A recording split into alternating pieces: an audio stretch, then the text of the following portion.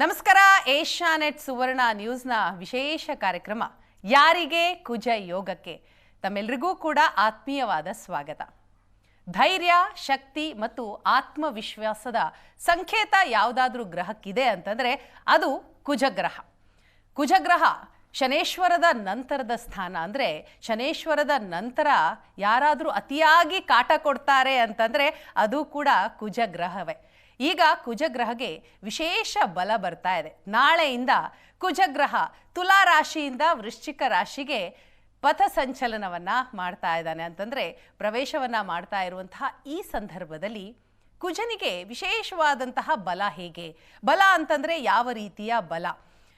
ವೃಶ್ಚಿಕ ರಾಶಿಗೆ ಕುಜ ಪ್ರವೇಶ ಆಗ್ತಾ ಇರುವಂತಹ ಈ ಸಂದರ್ಭದಲ್ಲಿ ಸುಮಾರು ಡಿಸೆಂಬರ್ 7ರವರೆಗೂ ಕೂಡ ವೃಶ್ಚಿಕ ರಾಶಿಯಲ್ಲಿಯೇ ಕುಜ ಇರುವಂತಹ ಈ ಸಂದರ್ಭದಲ್ಲಿ ಯಾರ್ಯಾರಿಗೆ ಯಾವ ಯಾವ ರೀತಿಯ ಫಲ ಸಿಗುತ್ತೆ, ಯಾವ ರಾಶಿಯವರಿಗೆ ಯೋಗ ಇದೆ, ಯಾವ ರಾಶಿಯವರಿಗೆ ಯೋಗ ಕಮ್ಮಿ ಇದೆ, ಎಲ್ಲ ವಿಚಾರದ ಬಗ್ಗೆ ನಾವು ಇವತ್ತಿನ ವಿಶೇಷ ಕಾರ್ಯಕ್ರಮದಲ್ಲಿ ಮಾತನಾಡ್ತಾ ಹೋಗ್ತೀವಿ. ಅದಕ್ಕಾಗಿ ನಮ್ಮ ಜೊತೆ ಸ್ಟುಡಿಯೋದಲ್ಲಿ ಅತಿಥಿಗಳು ಕೂಡ ಇದ್ದಾರೆ.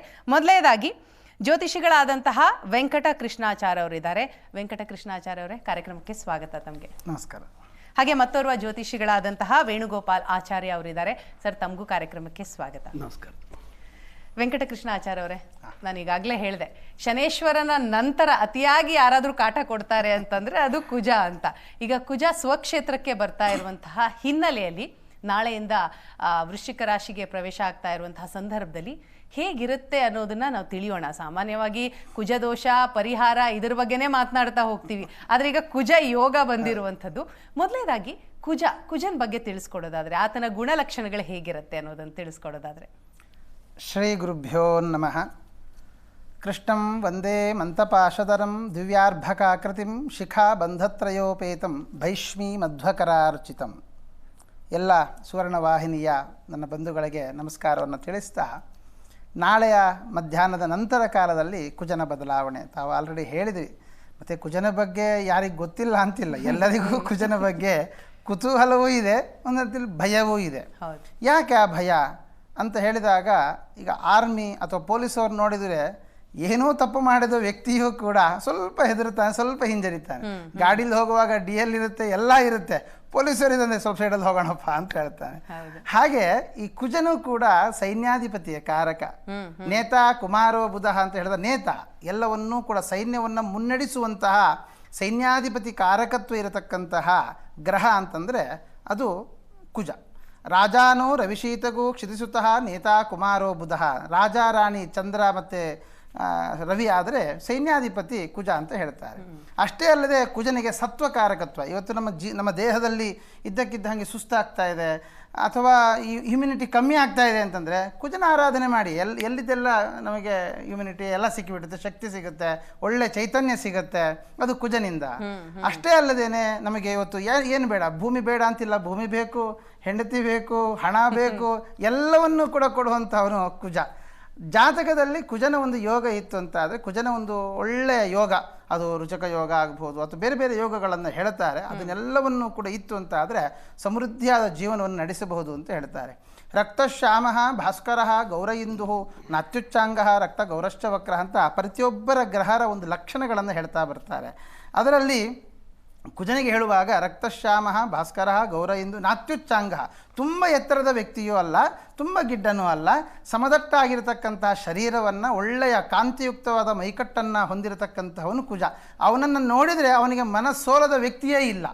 ಮತ್ತು ಅವನ ಮಾತುಗಳು ಹೇಗಿರುತ್ತೆ, ಅವನು ನೀವು ಯಾರಾದರೂ ಬಹಳ ತೀಕ್ಷ್ಣವಾಗಿ ನೇರವಾಗಿ ಉತ್ತರ ಕೊಡ್ತಾ ಇದ್ದಾರೆ ಅಂತಾದರೆ ಅವ್ರಿಗೆ ಹೇಳೋದು ಕುಜ ಜಾತಕದಲ್ಲಿ ಒಳ್ಳೆಯ ಸ್ಥಾನದಲ್ಲಿದ್ದಾನೆ ಅಂತ ಕಾಣಿಸುತ್ತೆ.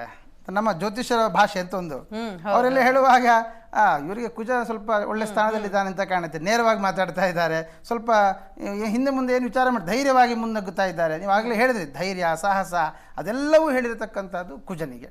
ಹಾಗಾಗಿ ಕುಜನ ಒಂದು ಯೋಗ ಅಥವಾ ಕುಜ ಈಗ ವೃಶ್ಚಿಕ ರಾಶಿ ಅಥವಾ ಮೇಷರಾಶಿ, ಮೇಷರಾಶಿಗೆ ಮತ್ತು ವೃಶ್ಚಿಕ ರಾಶಿಗೆ ಈ ಎರಡು ರಾಶಿಗಳಿಗೆ ಅಧಿಪತಿಯಾಗಿರುವವನು ಕುಜ. ಸೊ ಮೇಷ ಅಂತಂದರೆ ಆಡು, ನಮ್ಮ ಕನ್ನಡದಲ್ಲಿ ಒಂದು ಮಾತಿದೆ, ಆಡು ಮುಟ್ಟದ ಸೊಪ್ಪಿಲ್ಲ ಅಂತ. ಹಾಗಾಗಿ ಮೇಷರಾಶಿಯವರು ಎಲ್ಲದರ ಬಗ್ಗೆಯೂ ಪರಿಜ್ಞಾನ ಇರುತ್ತೆ. ಹಾಗಂತ ಪರಿಪೂರ್ಣ ತಿಳ್ಕೊಂಡಿರ್ತಾರ ಅಂದರೆ ಇಲ್ಲ, ಅದು ಎಲ್ಲದರ ಬಗ್ಗೆ ಒಂದು ಮಾಹಿತಿ, ಯಾವುದ್ರ ಬಗ್ಗೆ ಬೇಕಾದರೂ ಅವರು ಮಾತಾಡಲಿಕ್ಕಾಗಲಿ ಎಲ್ಲವನ್ನೂ ಕೂಡ ತಿಳಿದಿರತಕ್ಕಂಥ ವ್ಯಕ್ತಿತ್ವ ಅವರದ್ದಾಗಿರುತ್ತೆ. ಅದೇ ಥರ ವೃಶ್ಚಿಕಕ್ಕೆ ಹೋದರೆ ಚನ್ನ ಪಾಪಹಾಳಿ ಜಾತಃ ಅಂತ ಹೇಳ್ತಾರೆ. ಅಂದರೆ ಎಲ್ಲ ಗುಪ್ತವಾಗಿ ನಡೆಸಿಕೊಂಡು ಹೋಗುವಂಥವ್ರು, ಯಾವುದನ್ನು ಕೂಡ ಓಪನ್ ಆಗಿ ಹೇಳದೇ ಇರತಕ್ಕಂಥದ್ದು. ತಾವು ಎಲ್ಲ ಪ್ಲ್ಯಾನ್ಡ್ ಆಗಿ ಯಾವ್ಯಾವ ಟೈಮಲ್ಲಿ ಮಕ್ಕಳಿಗೆ ಏನು ಹಣ ಸಂಪಾದನೆ ಮಾಡಬೇಕು, ಮಕ್ಕಳಿಗೆ ಯಾವ ಟೈಮಲ್ಲಿ ಯಾವ ಫೀಸ್ ಕಟ್ಟಬೇಕಾಗುತ್ತೆ, ಅದಕ್ಕೆ ಯಾವ ಪ್ಲ್ಯಾನಿಂಗ್ ಮಾಡಬೇಕು, ಅಥವಾ ನನ್ನ ಲೈಫ್ ಇನ್ಶೂರೆನ್ಸು ಅಥವಾ ಹೆಲ್ತ್ ಇನ್ಶೂರೆನ್ಸ್, ಇದನ್ನೆಲ್ಲ ಸರಿಯಾದ ರೀತಿಯಲ್ಲಿ ಪ್ಲ್ಯಾನಿಂಗ್ ಆಗಿ ಮಾಡಿಕೊಂಡು ತನ್ನ ಜೀವನವನ್ನು ಸರಿಕಟ್ಟಾಗಿ ಒಂದು ರೀತಿಯಲ್ಲಿ ಮುನ್ನಡೆಸಿಕೊಂಡು ಹೋಗ್ತಾನೆ ಅಂತ ಆದರೆ ಅವರ ಜಾತಕದಲ್ಲಿ ಒಂದು ವೃಶ್ಚಿಕ ಲಗ್ನ, ಒಂದು ಮೇಷ ಲಗ್ನ ಆಗಿರುತ್ತೆ. ಮತ್ತೆ ಅಲ್ಲಿ ಹೇಳುವಾಗ ವೃತ್ತ ತಾಮ್ರ ದೃಗಷ್ಟ ಶಾಖ ಲಘುಭುಕ್. ಶಾಖ ಲಘುಭುಕ್ ತುಂಬ ಊಟ ಮಾಡ್ತಾರೆ ಅಂತಲ್ಲ, ಸ್ವಲ್ಪ ಊಟ ಮಾಡ್ತಾರೆ.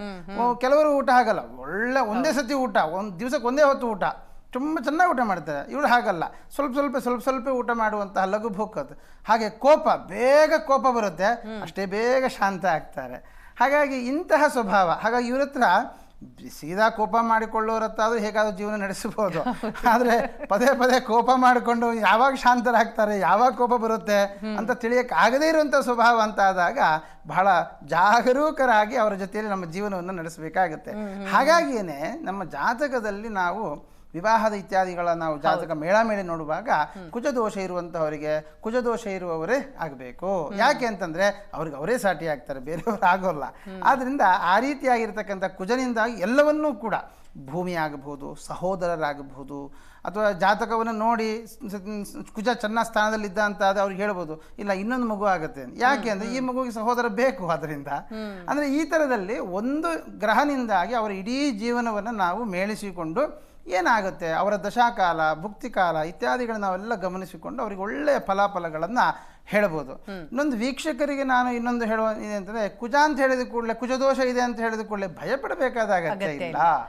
ಅದಕ್ಕೆ ಬೇಕಾದಂತ ಪರಿಹಾರವೂ ಕೂಡ ಖಂಡಿತವಾಗ್ಲೂ ಇದ್ದೇ ಖಂಡಿತ ಪರಿಹಾರ ಇರುತ್ತೆ. ಜೊತೆಗೆ ಆ ಸ್ಥಾನಮಾನಗಳು, ಭಾವ, ಡಿಗ್ರಿ ಇದೆಲ್ಲ ನೋಡಿ ಯಾವ ಹಂತದ ಫಲ ಸಿಗುತ್ತೆ, ಯಾವ ಹಂತದ ದೋಷ ಇದೆ. ಈಗ ₹1 ಇದೆ ಅಂತಂದ್ರೆ ₹1 ಆಗಬೇಕಾಗಿಲ್ಲ, 95 ಪೈಸೆ ಇದ್ರು ₹1 ಇದೆ ಅಂತ ಹೇಳ್ತಾನವ. ಆದ್ರೆ ನಮಗೇನು ಬೇಕಾಗಿದೆ, 95 ಪೈಸೆ ಇದ್ದು ₹1 ಆಗೋಲ್ಲ. ಪರ್ಫೆಕ್ಟ್ ಆಗಿ ನಾವು ನೋಡೋದಾದ್ರೆ 100 ಪೈಸೆ ಇದ್ರೆ ₹1. ಹಾಗೆ ಕುಜದೋಷ ಯಾವಾಗ ಅಂದ್ರೆ ಒಂದು ರಾಶಿಯಲ್ಲಿ 30 ಡಿಗ್ರಿಯಲ್ಲಿ 15 ಡಿಗ್ರಿಗೆ ಮಿಗಿಲಾಗಿ ಇದ್ದಾಗ ಅವನು ಪರಿಪೂರ್ಣವಾದ ಫಲ ಕೊಡ್ತಾನೆ. ಇಲ್ಲ ಅಂತ ಆದ್ರೆ ಅವನು ಫಲ ಕೊಡೋಲ್ಲ. ಅದನ್ನ ಇದನ್ನೆಲ್ಲ ನಾವು ಮೇಳೈಸಿಕೊಂಡು ನೋಡಿಕೊಂಡು ಆ ಕುಜನ ಆರಾಧನೆಯನ್ನು ಮಾಡಿಕೊಂಡ್ವಿ ಅಂತ ಆದ್ರೆ ಒಳ್ಳೆ ಯೋಗವನ್ನು ಕೊಡ್ತಾನೆ. ಸರಿ, ಆ ಯೋಗದ ಬಗ್ಗೆ ಮುಂದಿನ ಹಂತದಲ್ಲಿ ಮತ್ತಷ್ಟು ಮಾತಾಡ್ತಾ ಹೋಗೋಣ.